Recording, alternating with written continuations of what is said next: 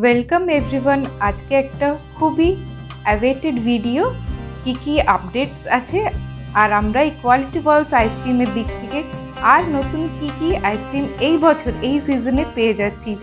এখানে সব রকমের আমি চেষ্টা করেছি যা যা আইসক্রিম আছে উইথ প্রাইস আপনাদের সাথে শেয়ার করতে।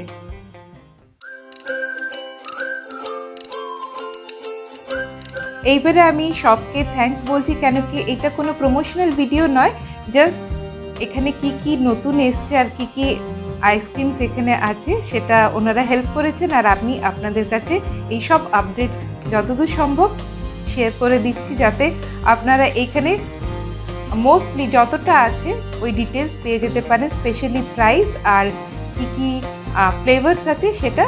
তো সবটাই দেখে নিন আর অপেক্ষা না করে আশা করি ভিডিওটা আপনাদের বেশ ভালো লাগবে আর আপনারা অনেক ইনফরমেশন পেয়ে যাবেন। আর এখন আমার যদি চ্যানেলকে সাবস্ক্রাইব করতে ভুলে গেছেন তাহলে সাবস্ক্রাইব করে নেবেন, কেন কি আমি এই ধরনের আপডেটেড ভিডিও দিতেই থাকি। আবার দেখা হবে অন্য ভিডিওর সাথে, কিন্তু এই ভিডিওটা আপনারা এনজয় করুন।